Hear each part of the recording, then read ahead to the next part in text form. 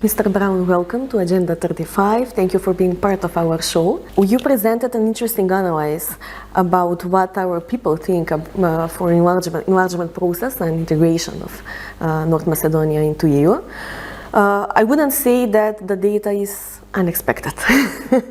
Found here. How do you comment? Yeah, completely right. It's not a surprise how the data is. We are conducting those surveys with our partners since 2014, so we can have an overview about the developments in the past years, and how the international situation and the likeliness of the accession talks was perceived in the country, so we can read the results.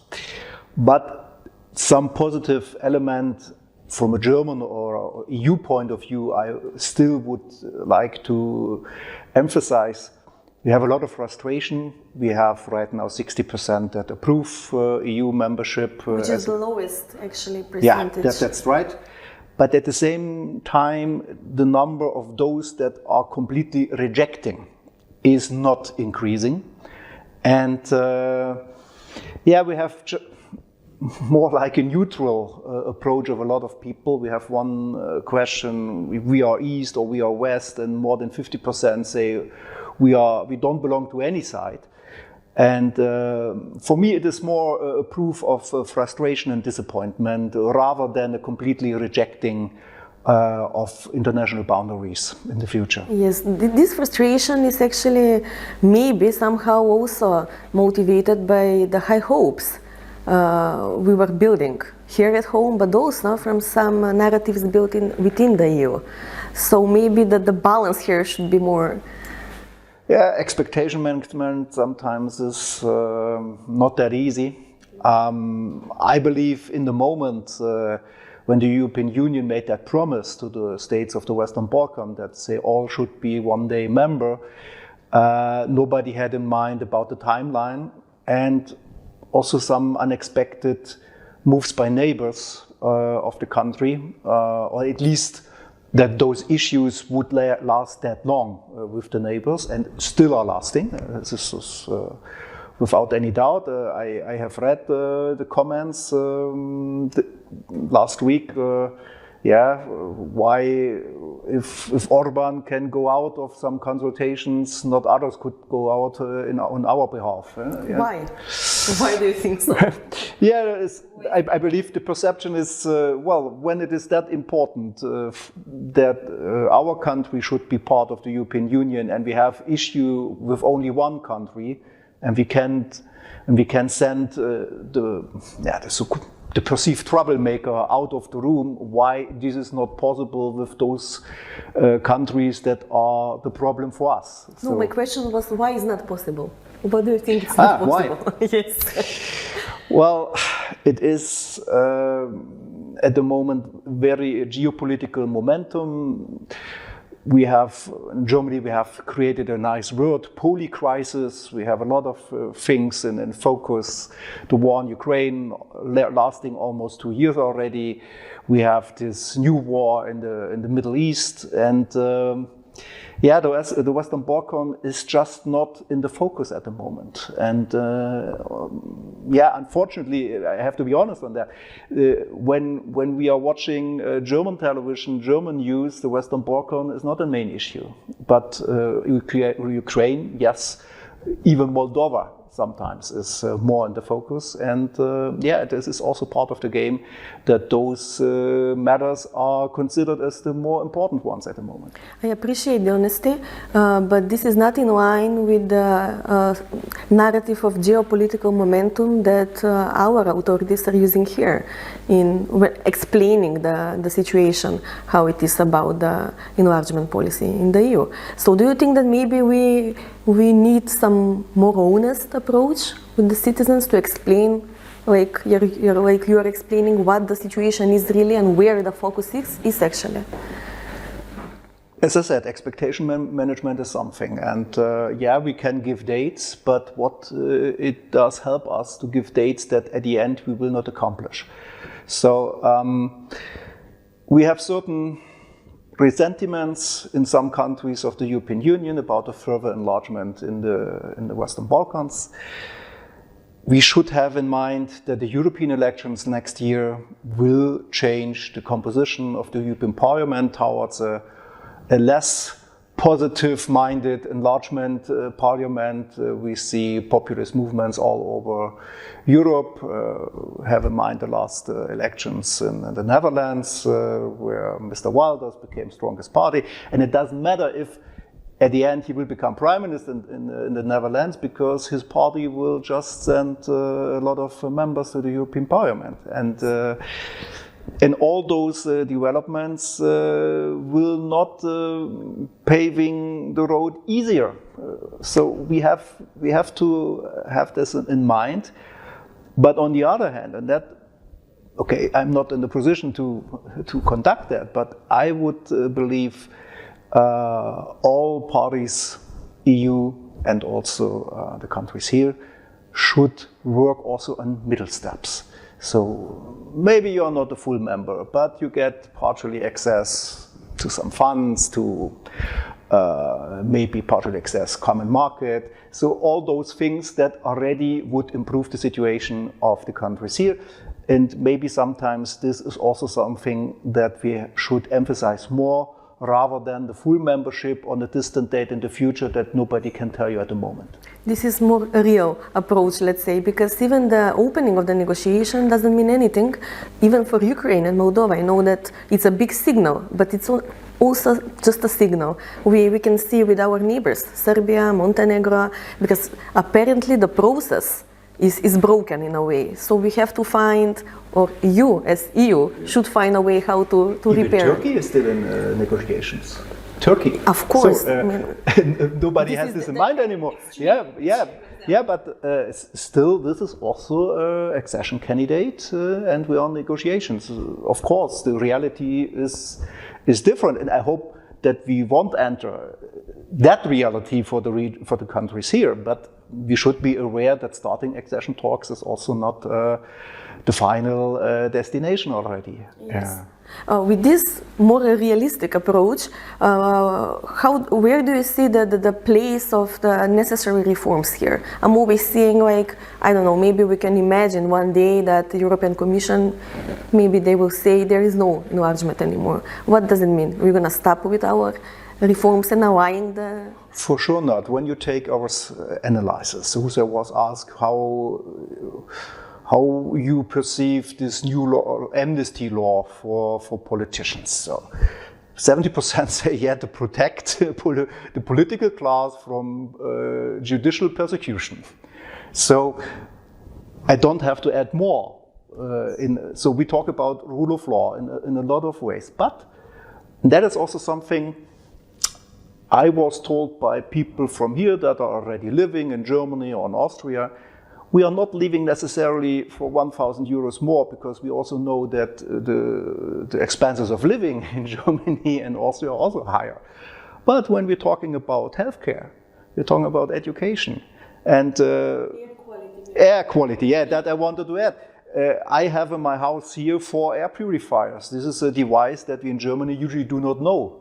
It was introduced during the pandemic, but to filter the virus, but not to filter the air at all. So that is something, even as the most richest person, you cannot escape. You will breathe that air. So I believe those are areas where you have to emphasize to further reforms and developments. And of course, North Macedonia does not have a big variety of natural resources, but you have more than 250 days sun. This is something else, an asset that you could use. And as a small country, you must look for the best things that you have and to get the best solution out of it. You said that maybe we should take some small steps towards Brussels, and the political parties should do that. Do you see a climate here for consensus? Because we can see that the leaders of political parties, they can easily find consensus when it's about elections.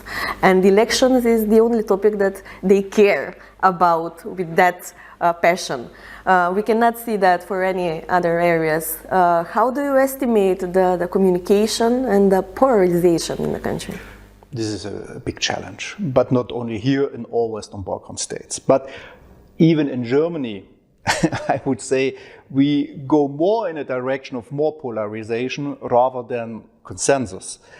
But I believe the difference what in Central Europe we can witness is that in major issues still we have a consensus. There is no even dialogue.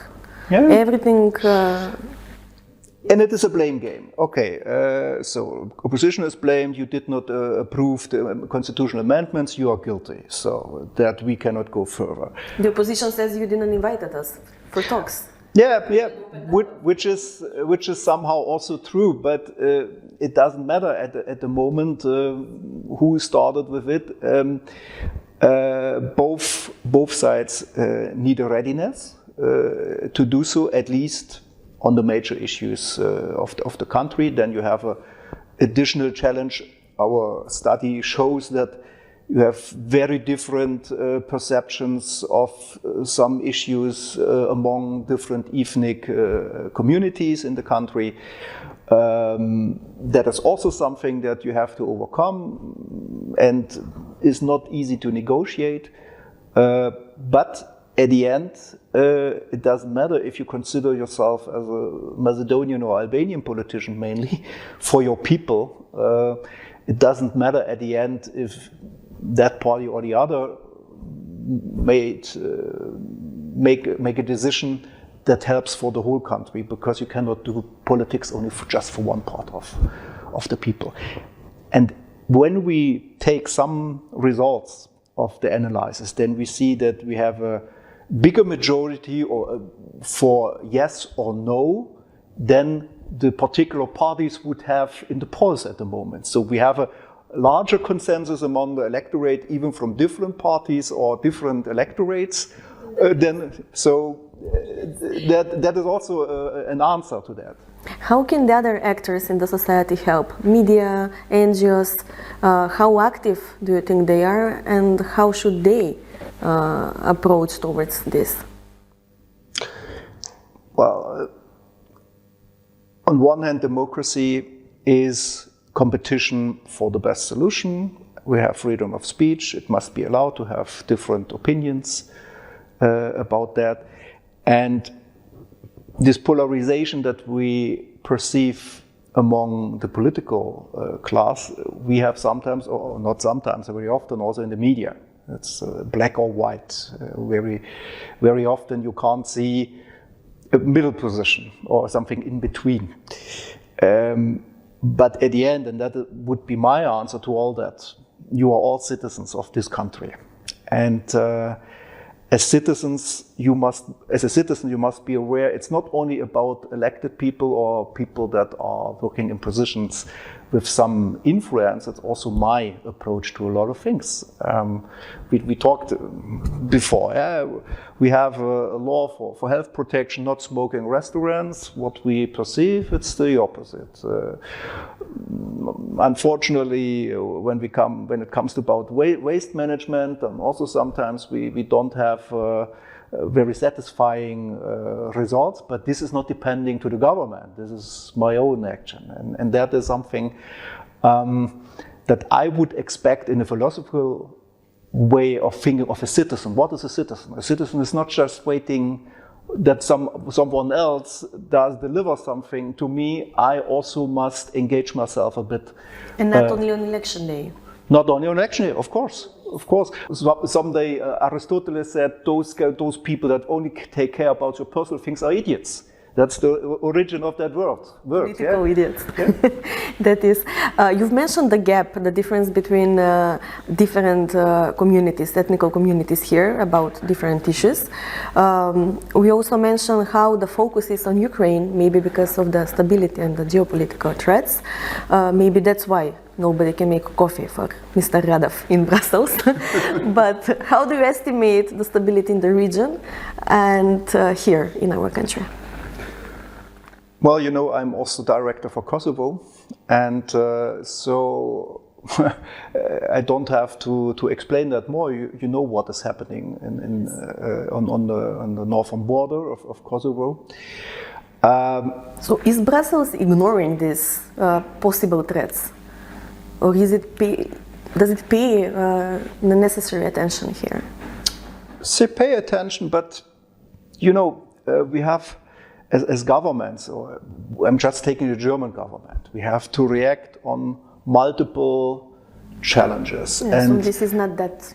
Yeah, at least, and you hope that more or less it will work out how it is, and of course we have reasons to believe that. We have KFOR in Kosovo. Do we believe that someone would attack KFOR? What would mean attacking NATO? That we don't believe. But North Macedonia is a member of NATO, so it brings stability.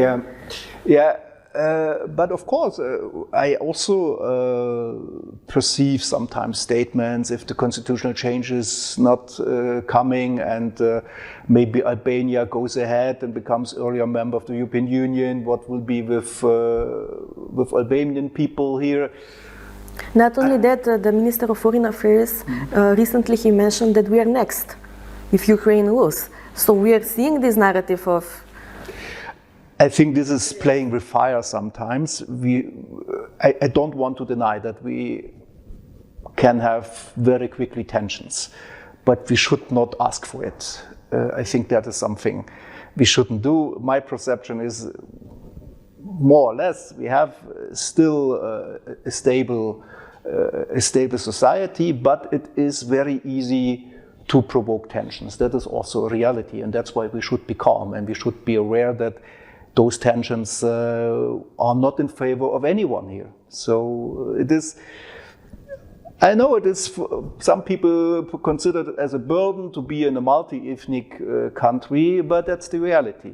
People must accept to live in such a country, and finally to agree we must find common solutions for the good of all people. That is because it can also be a blessing. Yes, I don't say it is easy. I don't want to say we have a similar situation in Germany. I'm Eastern German, and I don't want to say we have inter-ethnic matters, but still you can feel also in Germany sometimes that the perception of certain political matters is different, because the political shaping of people in Western Germany and Eastern Germany was different. And I would like to be the first one to say this is over, and I'm in the party of Konrad Adenauer and Helmut Kohl. So I'm the last one that would doubt that the reunification was a good thing. But of course, we have still sometimes matters where we can perceive that still we have different point of views to some issues, and we have to work on that. My last question will be about, we mentioned polarization, and it's not only our problem, but it's globally. How do you comment the rise of extremists in both the ends of the political spectrum, leftists and rightists? How they're endangering democracy in the substance, actually? Of course, they are endangering just for the sake that we have sometimes not the possibility to form stable governments. We see what happened in the Netherlands. We have Mr. Wilders, he's the strongest party, but very likely, or a lot of people hope, that he won't be the next prime minister in the Netherlands. But it means that all the others must work together. But if all the others work together, although they have also ideological differences and different approaches to some political aspects, it means that we don't have that much to choose in a democratic way. And that, on the other hand, produces new frustration. And in my home federal state in Germany, in Eastern Germany, Thuringia, strongest party is AfD, by far strongest. Current polls, 34% for AfD. CDU, 22%, SPD, someone around 8, 9. Both of them together and not even... Yeah, but with the toleration of the former communists. Imagine, as a CDU, we must be tolerated by communists to avoid AfD. This is one of the options. I don't say that will be the option, but that could be one of the options. This is something that we have to talk about. Is this really the goal of democracy, to form a government like that? So that is, for me, the biggest threat, that populism itself does force politics to sometimes erase differences. And then at the same time, you have a propaganda from AfD in Germany, please, we must get rid of these old parties, because anyways they are all the same. And practically we are somehow give the argument for that. Also in that case, I must ask the citizens, you are a citizen, okay, maybe you are frustrated, but is frustration just deconstructive or obstructive to the system at all? And this is the matter, but it's not a single phenomenon. If Mr. Trump becomes again president, I don't know how will be the election in France with Ms. Le Pen. Also, and we can just take all European countries through by through. We have similarities. Some people say, Meloni is already ruling. Those things are something that are under threat, and we are all cheering up that we have finally a new government in Poland without peace. But this coalition is also a very broad coalition from quite different parties. That shows us we are under pressure to work together even when we are very different. And yes. Let's see how it's gonna develop. Thank you very much for the interview. So let's see each other again in 2024. Maybe something will change even here. At least this is the anniversary, the 10th anniversary of this survey. Okay, so it will be, that's the date. Thank you very much again. Yeah, it was a pleasure. Thank you.